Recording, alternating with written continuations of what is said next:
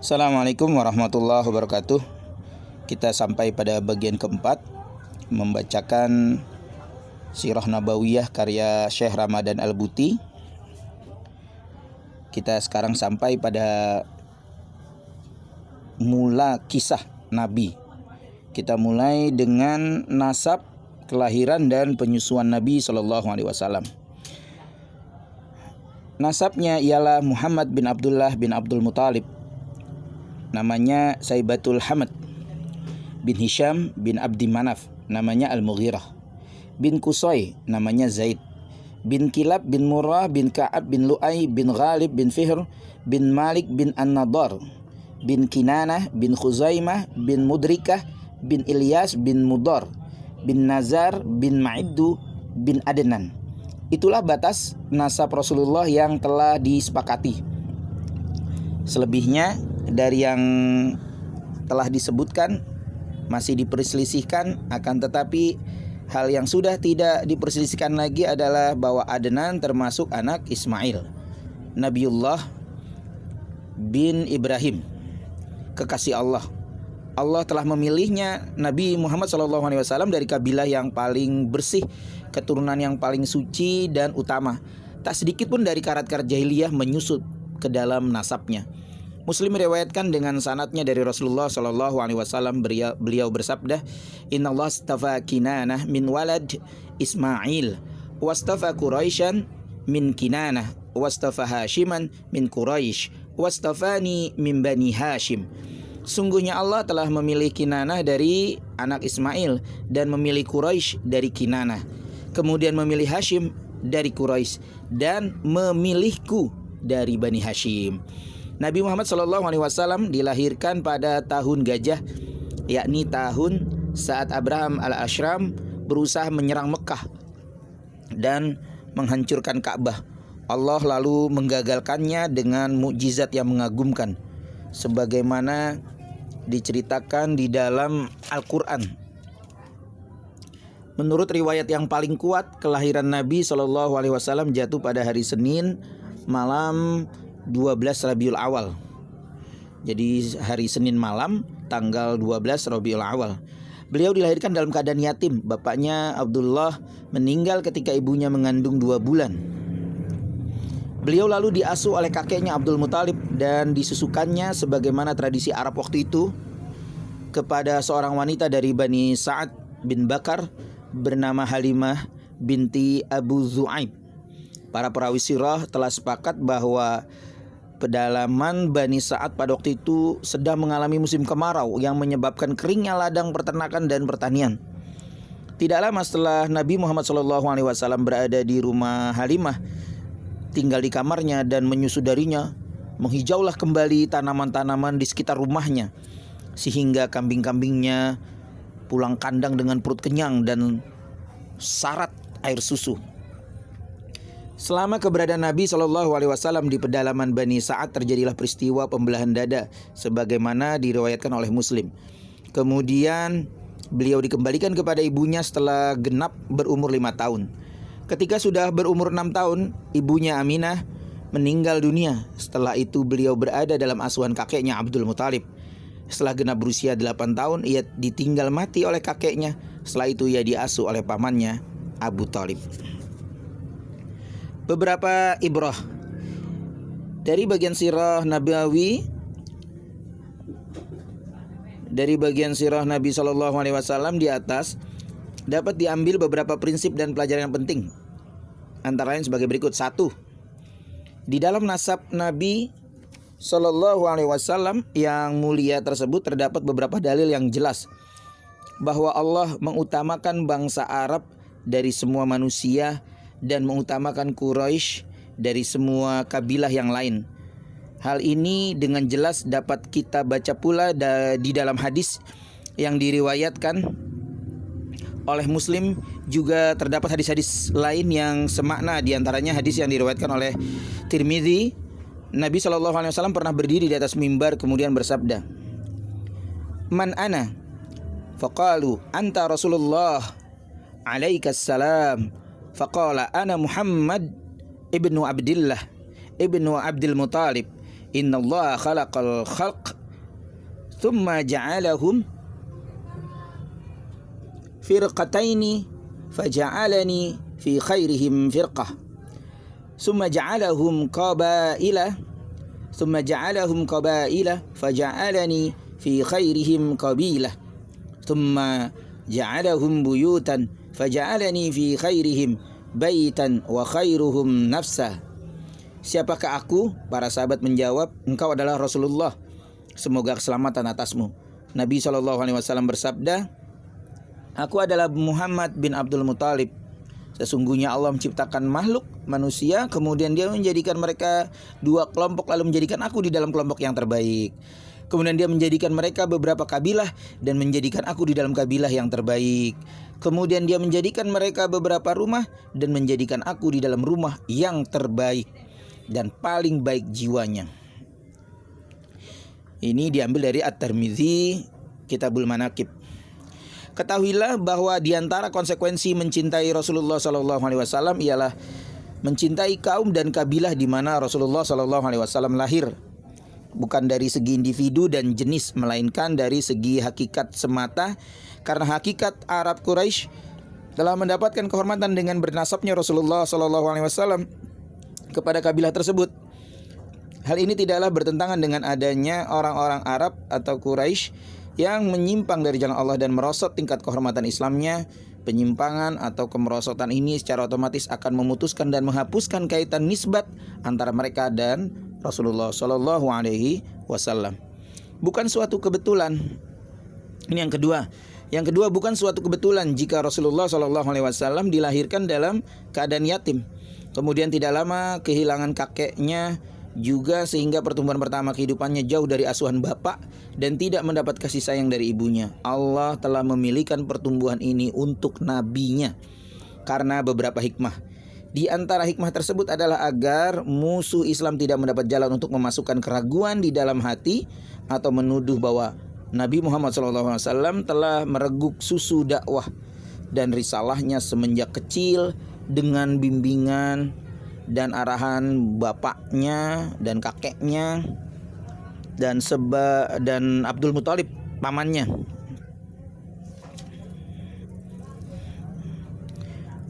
Maaf diralat, dan kakeknya, sebab Abdul Muthalib adalah jadi kakeknya nih Abdul Muthalib adalah seorang tokoh di antara kaumnya.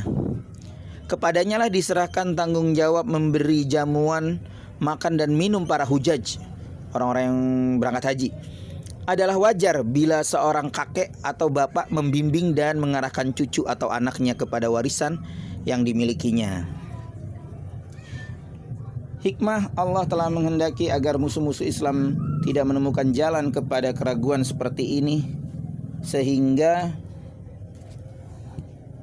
Rasulnya tumbuh dan berkembang jauh dari tarbiyah atau asuhan bapak, ibu dan kakeknya.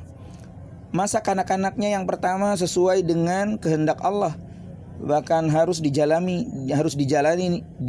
di pedalaman Bani Sa'ad, jauh dari keluarganya. Ketika kakeknya meninggal, ia berpindah kepada asuhan pamannya Abu Thalib yang hidup sampai 3 tahun sebelum hijrah. Sampai akhirnya kehidupannya, pamannya tidak pernah menyatakan diri masuk Islam. Ini juga termasuk hikmah lain agar tidak muncul tuduhan bahwa pamannya memiliki saham di dalam dakwahnya dan bahwa persoalannya adalah persoalan kabilah, persoalan keluarga, kepemimpinan dan kedudukan. Demikianlah hikmah yang Allah kehendaki agar Rasulnya tumbuh sebagai yatim, dipelihara oleh inayah Allah semata, jauh dari tangan-tangan yang memanjakannya dan harta yang akan membuatnya hidup dalam kemegahan, agar jiwanya tidak cenderung kepada kemewahan dan kedudukan, bahkan agar tidak terpengaruh oleh arti kepemimpinan dan ketokohan yang mengitarinya, sehingga orang-orang yang mencampur adukan kesucian nubuwah dengan kemegahan dunia, agar orang-orang tidak menuduhnya telah mendakwahkan nubuwah demi mencapai kemegahan dunia.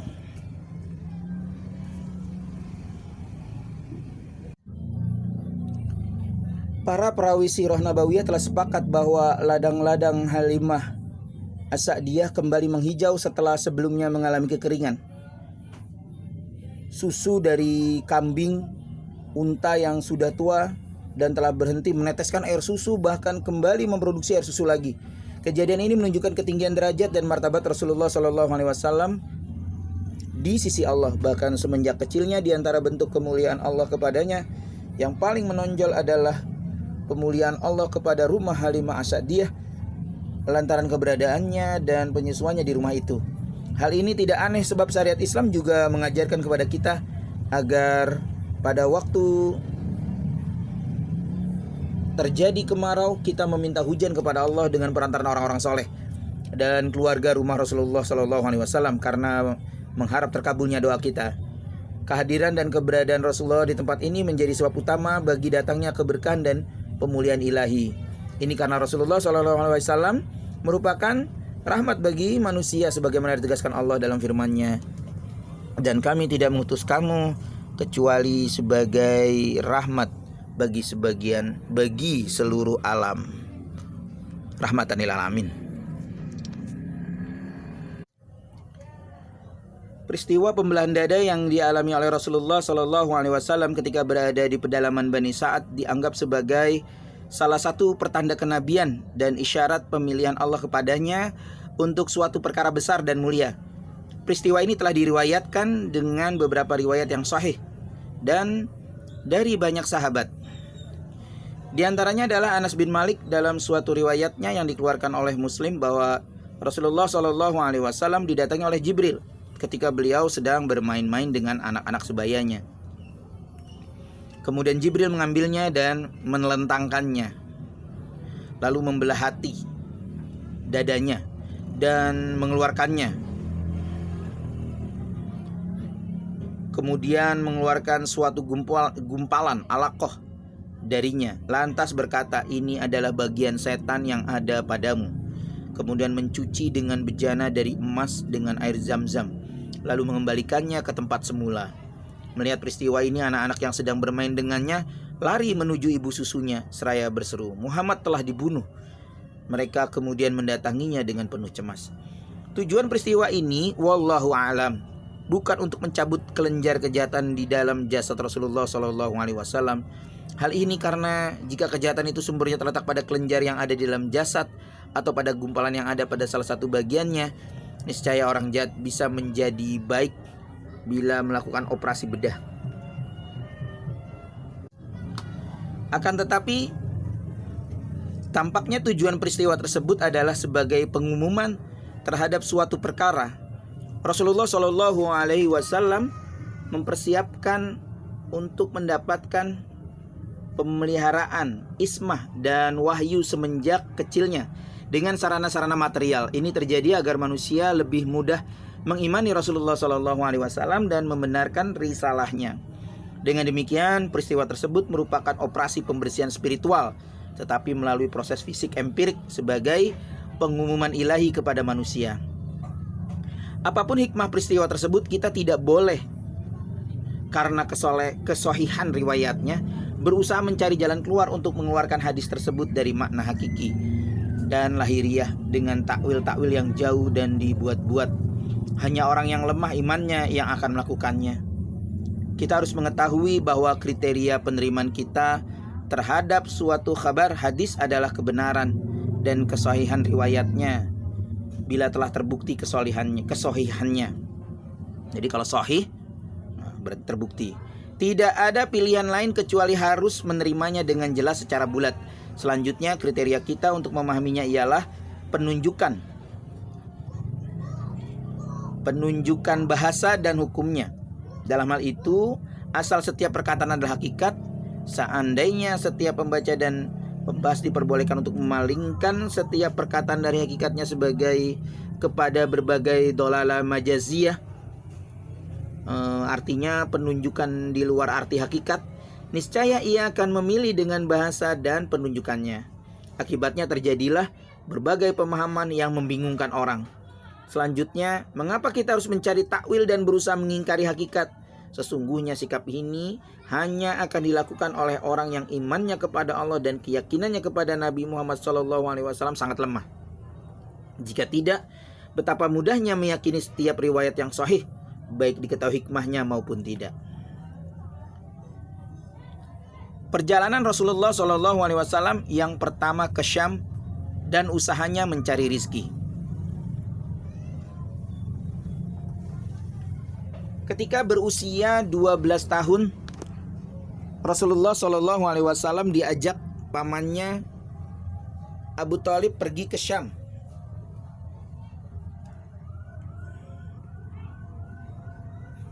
Dalam satu kafilah dagang. Sewaktu kafilah berada di Basrah, mereka melewati seorang pendeta bernama Bahiro. Ia adalah seorang pendeta yang banyak mengetahui Injil dan ahli tentang masalah-masalah kenasronian. Bahiro kemudian melihat Nabi SAW. Ia lalu mulai mengamati Nabi dan mengajaknya berbicara. Bahiro kemudian menoleh kepada Abu Thalib dan menanyakan kepadanya, "Apa status anak ini di sisimu?" Abu Thalib menjawab, "Anakku." Bahiro bertanya kepadanya, "Dia bukan anakmu. Tidak sepatutnya ayah anak ini masih hidup." Abu Thalib berkata, "Dia adalah anak saudaraku." Bahiro bertanya, "Apa yang telah dilakukan oleh ayahnya?" Abu Thalib menjawab, "Dia meninggal ketika ibu anak ini mengandungnya." Bahiro berkata, "Anda benar. Bawalah dia pulang ke negerinya dan jagalah dia dari orang-orang Yahudi. Jika mereka melihatnya di sini pasti akan dijahatinya. Sesungguhnya anak saudaramu ini akan memegang perkara besar." Abu Thalib kemudian cepat-cepat membawanya kembali ke Mekah. Memasuki masa remaja, Rasulullah SAW mulai berusaha mencari rizki dengan menggembalakan kambing. Rasulullah SAW pernah bertutur tentang dirinya, "Aku dulu menggembalakan kambing penduduk Mekah dengan upah beberapa kirot." Ini diriwayatkan oleh Bukhari. Selama masa mudanya, Allah telah memeliharanya dari penyimpangan yang biasanya dilakukan oleh para pemuda seusianya, seperti berhura-hura dan permainan nista lainnya. Bertutur Rasulullah SAW tentang dirinya, "Aku tidak pernah menginginkan sesuatu yang biasanya mereka lakukan di masa jahiliyah kecuali 2 kali. Itu pun kemudian dicegah oleh Allah. Setelah itu aku tidak pernah menginginkannya sampai Allah memuliakan aku dengan risalah. Aku pernah berkata kepada seorang teman yang menggembala bersamaku di Mekah, 'Tolong awasi kambingku karena aku akan memasuki kota Mekah untuk begadang.' 'Untuk bergadang sebagaimana para pemuda,' kawan tersebut menjawab. 'Lakukanlah.' Aku lalu keluar. Ketika aku sampai di rumah pertama di Mekah, aku mendengar nyanyian. Lalu aku bertanya, 'Apa ini?' Mereka berkata, 'Pesta.' Aku lalu duduk mendengarkannya. Allah kemudian menutup telingaku, lalu aku tertidur dan tidak terbangunkan kecuali oleh panas matahari. Aku kemudian kembali kepada temanku, lalu ia bertanya kepadaku, dan aku pun mengabarkannya. Pada malam yang lain aku katakan kepadanya sebagaimana malam pertama. Aku pun masuk ke Mekah, lalu mengalami kejadian sebagaimana malam terdahulu. Setelah itu aku tidak pernah lagi menginginkan keburukan." Ini diriwayatkan oleh Ibnu Atsir dan Hakim dari Ali bin Abi Thalib. Hakim berkata tentang riwayat ini, periwayatan ini sesuai dengan syarat Muslim. Diriwayatkan oleh Tabrani dari hadis Ammar bin Yasir. Beberapa ibroh. Hadis Bahira tentang Rasulullah SAW, yakni hadis yang diriwayatkan oleh jumhur ulama sirah dan para perawinya, dan dikeluarkan oleh Tirmidzi secara panjang lebar dari hadis Abu Musa al-Asy'ari, menunjukkan bahwa para ahli kitab dari Yahudi dan Nasrani memiliki pengetahuan tentang bi'tsah Nabi dengan mengetahui tanda-tandanya. Ini mereka ketahui dari berita kenabiannya serta penjelasan tentang tanda-tanda dan sifat-sifatnya yang terdapat di dalam Taurat dan Injil. Dalil tentang hal ini banyak sekali. Di antaranya adalah apa yang diriwayatkan oleh para ulama sirah, bahwa orang-orang Yahudi biasa memohon kedatangan Rasulullah SAW sebelum bi'tsah untuk mendapatkan kemenangan atas kaum Aus dan Khazraj, dengan mengatakan, "Sesungguhnya sebentar lagi akan dibangkitkan seorang nabi yang kami akan mengikutinya. Kami lalu bersamanya dan akan membunuh kalian sebagaimana pembunuhan yang pernah dialami kaum Ad dan Iram." Ketika orang-orang Yahudi mengingkari janjinya, Allah menurunkan firman-Nya, walamma ja'ahum kitabun min 'indillahi musaddiqun lima ma'ahum wa kanu min qablu yastaftihuna 'alal ladina kafaru falamma ja'ahum ma 'arafu kafaru bih fala'natullahi 'alal kafirin.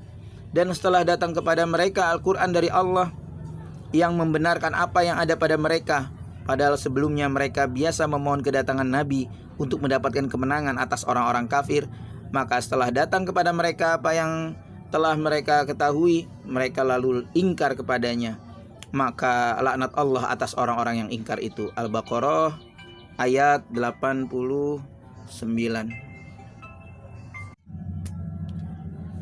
Al-Qurtubi dan lainnya meriwayatkan bahwa ketika turun firman Allah, orang-orang Yahudi dan Nasrani yang telah kami beri Alkitab, Taurat dan Injil mengenal Muhammad seperti mengenal anak-anaknya sendiri, dan sesungguhnya sebagian di antara mereka menyembunyikan kebenaran padahal mereka mengetahui. Al-Baqarah ayat 146. Umar Ibn Khattab bertanya kepada Abdullah bin Salam, seorang ahlul kitab yang telah masuk Islam, Yahudi, "Ata'rifu Muhammad sallallahu alaihi wasallam kama ta'rifu inak?" Faqala na'am. Wa aktsaru ba'atha Allahu aminahu fi samaihi ila aminihi fi ardihi bina'tihi fa'arafathu amma ibni fala adri malladhi qad kana min ummah. Apakah kamu mengetahui Muhammad sallallahu alaihi wasallam sebagaimana kamu mengetahui anakmu? Ia menjawab, iya. Bahkan lebih banyak, Allah mengutus malaikat kepercayaannya di langit kepada orang kepercayaannya di bumi dengan sifat-sifatnya. Lalu saya mengetahuinya. Adapun anak saya, maka saya tidak mengetahui apa yang telah terjadi dari ibunya. Bahkan keislaman Salman Al-Farisi juga disebabkan karena ia telah melacak berita Nabi SAW dan sifat-sifatnya dari Injil. Para pendeta dan ulama Alkitab, ini tidak dapat dinafikan oleh banyak para ahlul kitab yang mengingkari adanya pemberitaan tersebut atau tidak adanya isyarat penyebutan Rasulullah SAW di dalam Injil yang beredar sekarang. Hal ini karena terjadinya pemalsuan dan perubahan secara beruntun pada kitab-kitab tersebut telah diketahui dan diakui oleh semua pihak. Maha benar Allah yang berfirman di dalam kitabnya, "Wa minhum ummiyuna la ya'lamuna al-kitaba illa amani wa inhum illa yadhunnun wa waylun lil ladina yaktubuna al-kitaba bi aydihim thumma yaquluna hadha min indillah liyashtaru bihi thamanan qalila wa waylun lahum mimma katabat aydihim wa waylun lahum mimma yaksibun." Dan di antara mereka ada yang buta huruf, tidak mengetahui Alkitab, Taurat, kecuali dongengan bohong belaka, dan mereka hanya menduga-duga, maka kecelakaan yang besarlah bagi orang-orang yang menulis Alkitab dengan tangan mereka sendiri, lalu dikatakannya ini dari Allah, dengan maksud untuk memperoleh keuntungan yang sedikit dengan perbuatan itu. Maka kecelakaan besarlah bagi mereka karena apa yang ditulis oleh tangan mereka sendiri, dan kecelakaan besarlah bagi mereka karena apa yang mereka kerjakan. Al-Baqarah ayat 78 sampai 79. Sehubungan dengan usaha Rasulullah menggembalakan kambing untuk tujuan mencari rizki, terdapat 3 pelajaran yang penting. Pertama, selera tinggi dan perasaan halus. Dengan kedua sifat inilah Allah memperindah kepribadian nabinya, Nabi Muhammad SAW, selama ini. Pamannya lah yang mengasuh dengan penuh kasih sayang sebagai seorang bapak, akan tetapi begitu merasakan kemampuan untuk bekerja, Rasulullah SAW segera melakukannya dan berusaha sekuat tenaga untuk meringankan sebagian beban nafkah dari pamannya. Barangkali hasil yang diperolehnya dari hasil pekerjaan yang dipilihkan Allah tersebut tidak begitu banyak dan penting bagi pamannya, tetapi ini merupakan akhlak yang mengungkapkan rasa syukur, kecerdasan, watak, dan kebaikan perilaku. Kedua, berkaitan dengan penjelasan tentang bentuk kehidupan yang diridai oleh Allah untuk para hambanya yang soleh di dunia. Sangatlah mudah bagi Allah mempersiapkan Nabi SAW sejak awal kehidupannya, segala sarana kehidupan dan kemewahan yang dapat mencukupi sehingga tidak perlu lagi memeras keringat mengembalakan kambing. Akan tetapi hikmah ilahi menghendaki agar kita mengetahui bahwa harta manusia yang terbaik adalah harta yang diperolehnya dari usaha sendiri dan imbalan pelayanan yang diberikan kepada masyarakat dan saudaranya. Sebaliknya, harta yang terburuk ialah harta yang didapatkan seorang tanpa bersusah payah atau tanpa imbalan kemanfaatan yang diberikan kepada masyarakat. Ketiga, para aktivis dakwah apa saja tidak akan dihargai orang manakala mereka menjadikan dakwah sebagai sumber rezekinya atau hidup dari mengharapkan pemberian dan sedekah orang. Karena itu, para aktivis dakwah Islam merupakan orang yang paling patut untuk mencari ma'isyah, nafkahnya melalui usaha sendiri, atau sumber yang mulia yang tidak mengandung unsur meminta-minta, agar mereka tidak berhutang budi kepada seorang pun yang menghalanginya dari menyatakan kebenaran di hadapan investor budi. Kendati pun hakikat ini belum terlintas dalam pikiran Rasulullah SAW pada masa itu, karena beliau mengetahui bahwa dirinya akan diserahi urusan dakwah dan risalah ilahi. Manhaj yang ditetapkan Allah untuk itu telah mengandung tujuan ini dan menjelaskan bahwa Allah menghendaki agar tidak ada sesuatu pun dari kehidupan Rasulullah SAW sebelum bi'tsah yang menghalangi jalan dakwahnya atau menimbulkan pengaruh negatif terhadap dakwahnya sesudah bi'tsah. Menyangkut kisah Nabi SAW perihal dirinya yang telah mendapatkan pemeliharaan Allah dari segala keburukan sejak kecilnya dan awal masa remajanya, terdapat penjelasan mengenai dua hal yang sangat penting. Pertama, Nabi SAW juga memiliki seluruh karakteristik manusia, sehingga ia mendapati pada dirinya apa yang terdapat pada setiap pemuda berupa berbagai kecenderungan fitrah yang telah ditetapkan Allah kepada manusia. Kedua, sesungguhnya Allah kendati pun demikian telah melindunginya dari semua bentuk penyimpangan dan dari segala sesuatu yang tidak sesuai dengan berbagai tuntutan dakwah. Karena itu, sekalipun belum mendapatkan wahyu atau syariat yang akan melindunginya dari memperturutkan dorongan-dorongan nafsu, beliau telah mendapatkan perlindungan lain yang tersamar yang menghalanginya dari memperturutkan nafsunya yang tidak sesuai dengan dirinya, yang telah dipersiapkan Allah untuk menyempurnakan akhlak yang mulia dan menegakkan syariat Islam. Terhimpunnya dua hal tersebut pada diri Rasulullah SAW menjadi dalil yang jelas akan adanya inayah ilahi, pemeliharaan ilahi secara khusus yang menuntunnya tanpa perantara.